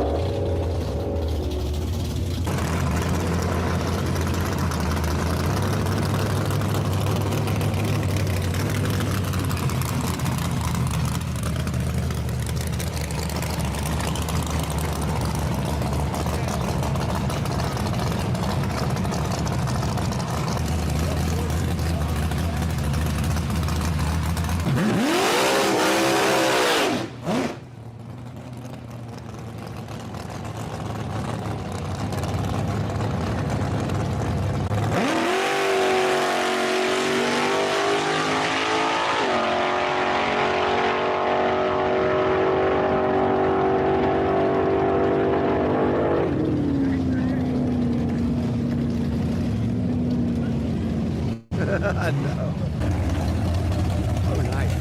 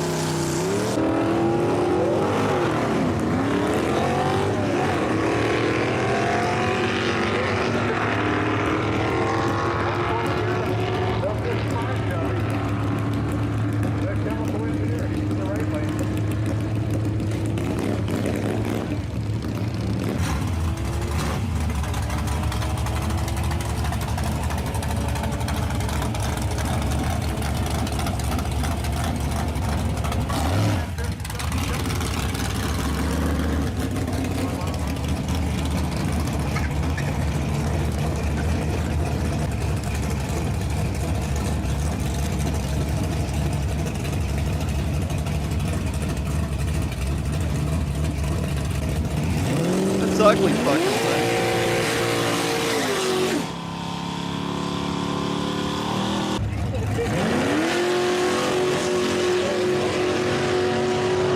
Gone.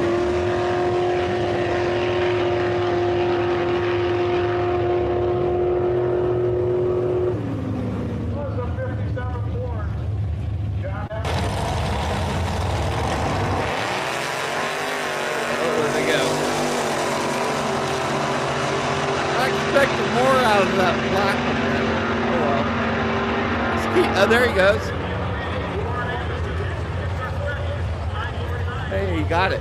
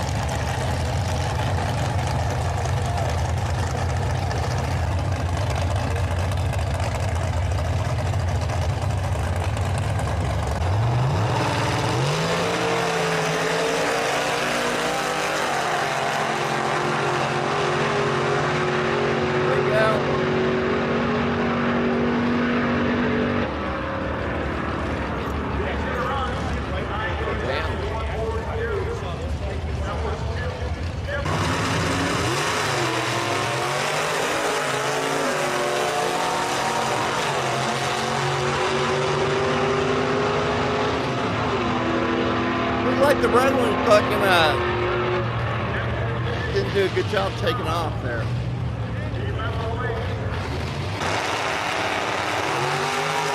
I'm gonna beat you with just 2 wheels.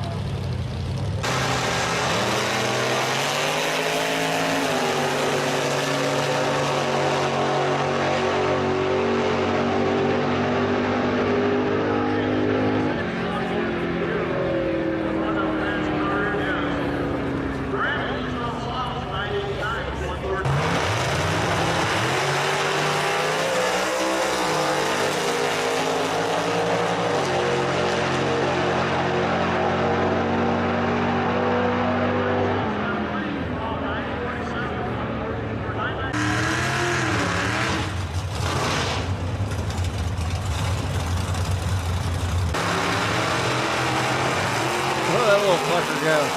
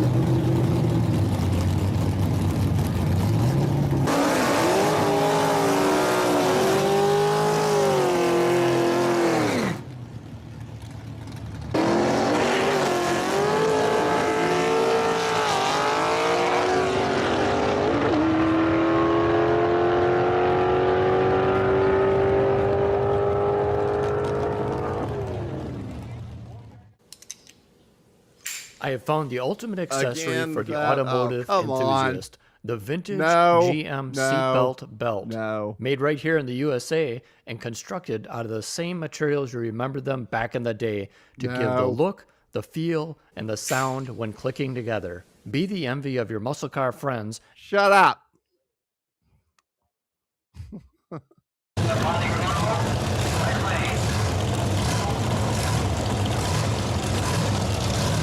Oh wow, this ought to be a good one.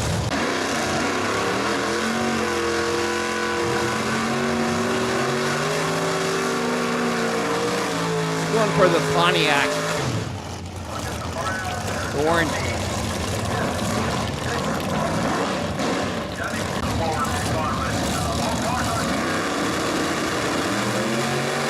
Oh shit. Chevy overtook him.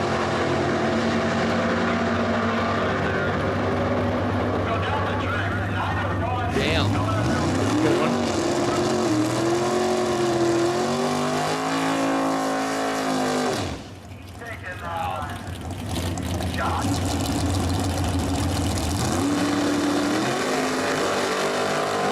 Oh, there they go. Muscle cars got him. Oh yeah. Big time. Nice. Oh hell yeah. I'm erect.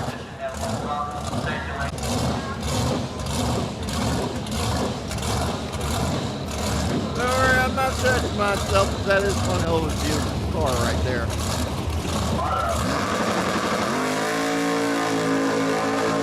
God damn.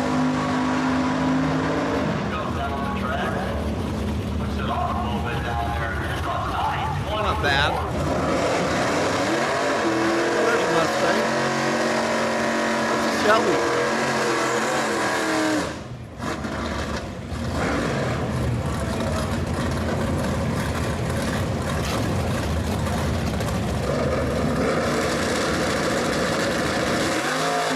He got his half. Did he fall asleep or something in there? And he didn't do all that well.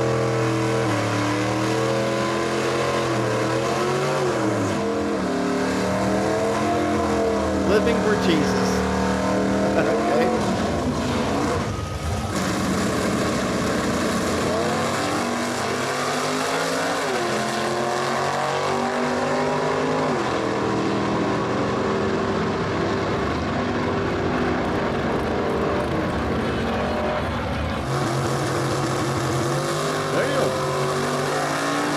There he goes.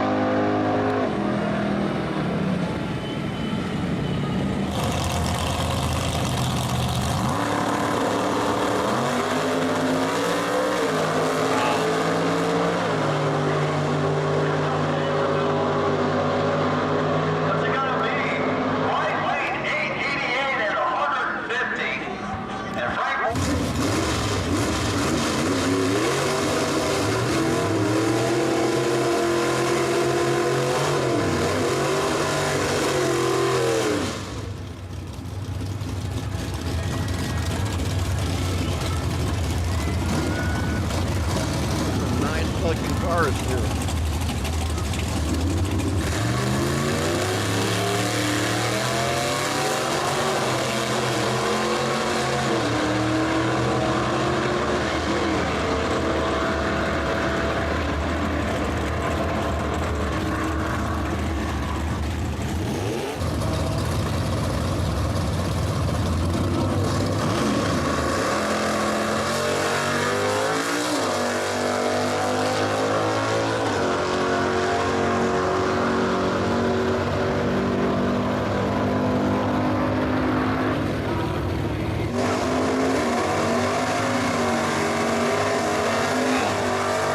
That fucking gas pipe over in this thing.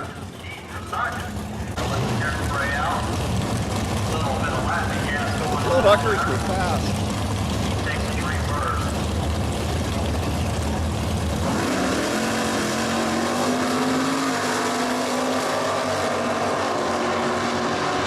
Not fast enough.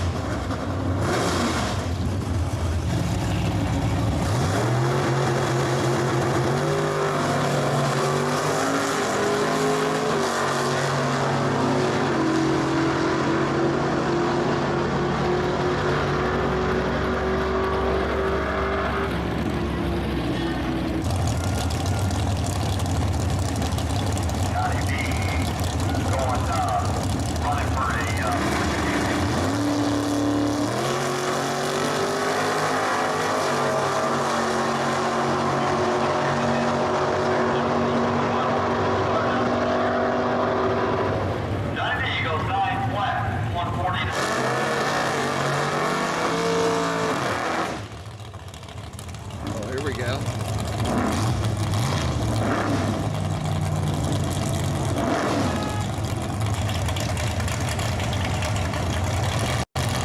Oh, this ought to be good.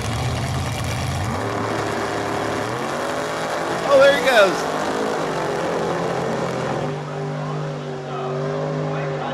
Fuck yeah. 897 at 145. Man.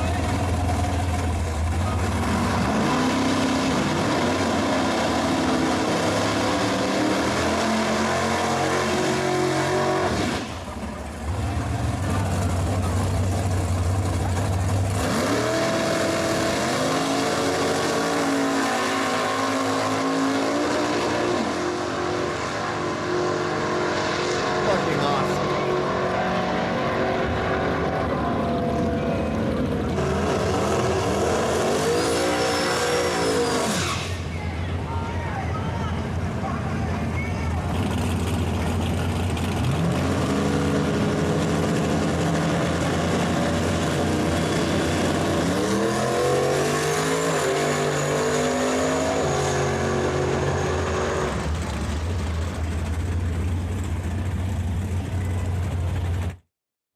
Haha, fucking great. All right, I'm hitting something real quick right here. Okay. Let's get rid of that. There we go. I need to talk to Tiff. I want to try to put together another panel show, but a good one. So, anyway.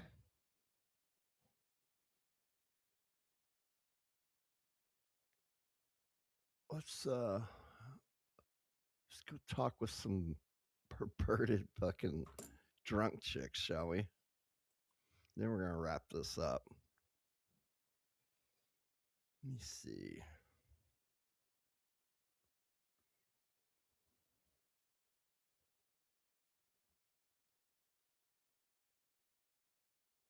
Huh. Would you sleep with your friend's dad? Would you bang a guy in front of your boyfriend? Where should he finish? Do you masturbate interview?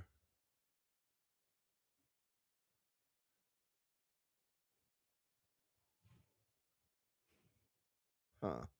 Here's another one. Spit or swallow. Oh my God. These things are fucking nuts, man. Let's watch this one. Hey, so be honest with us. Do you masturbate? Sure do, babe. How many vibrators do I have? 3. Well. I'm just gonna say yes, and I think everyone should. Wow. Okay. No, if you don't mind. Well, I really appreciate the honesty. So, how often would you say that you masturbate? Daily, before bed. It helps me sleep better. There I you would go. agree. At least daily. Working from home helps a lot. Those are rookie numbers. Wow. Yeah, no, I appreciate the honesty. Now, you said that you use vibrators as well? Let me hold the microphone. Sorry. Yes, I do. Okay. Now, would you say that masturbating is more pleasurable just doing it without any accessories or doing it with the accessories? With accessories. Helps a lot. Okay. And then with accessories, what would you rank it 1 to 10? 11. Okay. And then without, what would you rank it? She must have a Hitachi. Okay. Now, what would you say? Do you ever use any accessories when you undertake that activity? Of course. Okay. And what, just like vibrators, things like that? Or- Okay. Anything other than that? Or just Beer just bottles, traffic So cones. then what would you rank it in terms of pleasure when you don't use any like toys or accessories? Probably a solid 9, like she said. Okay. And then with? 11. Wow. It really elevates. It elevates the whole experience. It elevates. Absolutely. Okay. Now, what? With a man? What happened? With a man? So with a man involved, a 4. Oh, fuck you. You like to do it by your lonesome. I kid. It just takes a lot longer to get there with a man. It's quicker, so. I agree with her. I was going to say a 3. A 2 or a 3. But maybe I need a new man. You do. He's on. Hi. Damn, wow, that's crazy. Okay. Now, one more follow-up question. Would you say that there's still a point in doing it when you're in a relationship with a guy? Is there still a point in masturbating, like on your own? So, depends. Depends how if you live with him, no, there's really no point if he can get you there. Because he's like easily accessible at all times, basically, right? Correct. If he's coming home to you every night, baby girl, you don't need to vibrate. Unless you want to spice things up together, but like no, on your lonesome, no. Okay. That's my answer. Okay, but what if he doesn't live with you? Then yes, you need it still. You need to do it by yourself still. Correct. On the nights that you don't see him, you know? You're a whore. Yeah, that makes sense. And then you can think of him while you're doing that. Correct. Maybe a little sexting involved, you know? Very nice. Yeah, very nice. So, and what would you say? Would you still do it if you were in a relationship? Absolutely. If he's not right there, what am I supposed to do? Just wait around. God. Right? Okay, but then if he lives with you and he's willing to like please you basically whenever you want, then maybe you don't have to. That's the dream, but unfortunately, that's not the reality. So, that's not real life, you know. Never been with a man that considerate? Is that what you're saying? You know, I plead the 5th. That's a yes. Oh that's my a yes. God. Oh man, that is really unfortunate. But You're a I whore. appreciate the honesty though. Well, we're being honest here, right? What's the point of doing this if we're not being honest? Open book. Exactly. Well, thank you so much. You're welcome. Thank you. Anytime. Show us your tits. Okay, so be honest with us. Do you masturbate? Oh my God, I have a man. Oh, you have a man? Yeah. Okay. I mean, all right. So maybe this is a delicate matter then. But just like saying before the man came into your life, did you? Yeah. Okay. And how often would you say? If you don't mind sharing. I don't know. I don't. Don't be a Like- Just prude. an approximation. It doesn't have to be 100% precise. Okay, maybe like once or twice a week. Okay. Now, what about you? Do you masturbate? God. I ain't gonna lie. Crazy, because that's my little brother.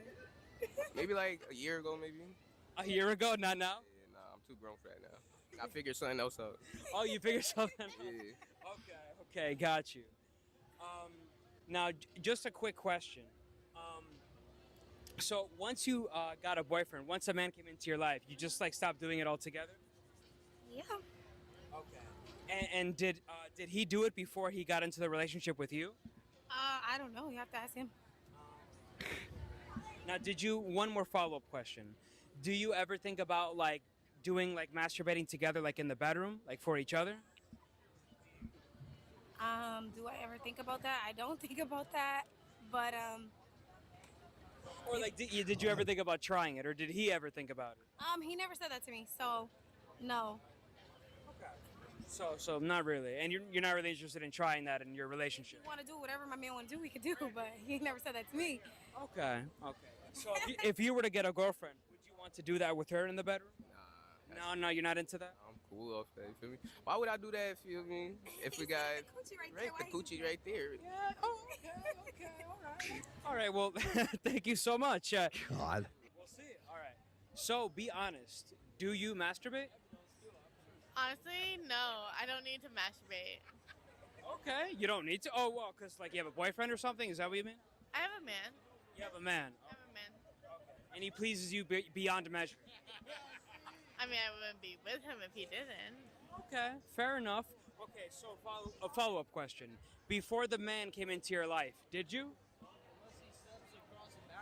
No. Really? I'm a Catholic. I can't do it. It's against my religion. Oh, bullshit. My man, Woman, I can't masturbate. So. Okay. Wait, my man. My man, step in for a second. Is she capping? Oh yeah. She's capping? Oh yeah, 100%. Okay, so she's. I don't mean shit. Oh no, I said my man, like my bro. Like I know that they're not together. So you think she's capping? Okay, so. She's lying. I can hear it. You can hear it in her voice? In the next room. You can hear it in the next room. Oh my God, crazy. Okay, do you masturbate? Every night. It's the only way to fall asleep. I can hear it. You could. Make sure. You make sure that you do it at least once a day. That's like basically what you're saying. Yeah, you have to. Are you single or do you have a girlfriend at the moment? Single. Why would he be masturbating if he had a girlfriend? Well, no, some guys still masturbate when they have girlfriends. Some people then like they to ain't watch. doing it right. Oh. Would you still masturbate if you got a girlfriend? Fuck yeah.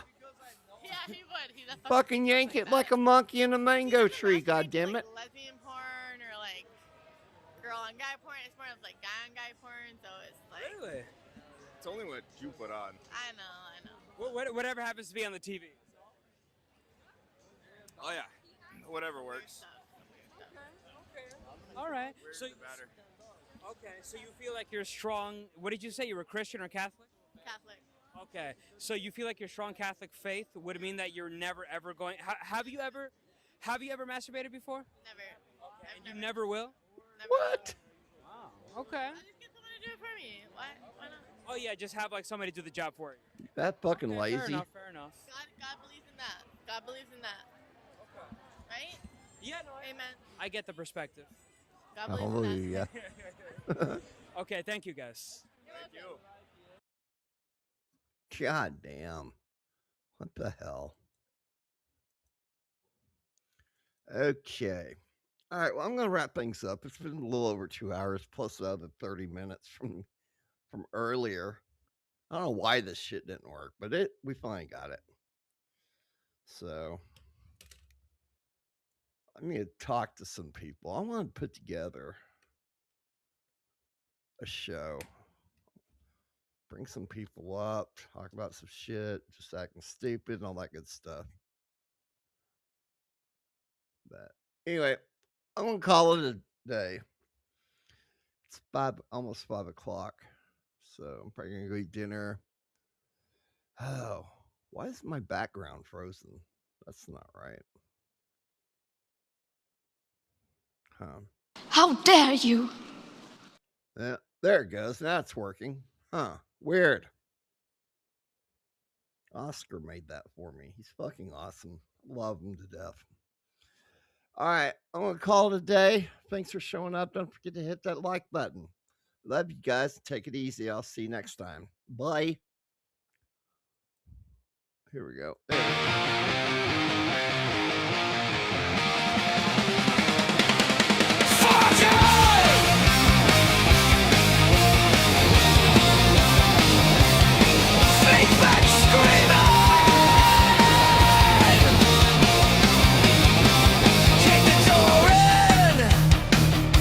we We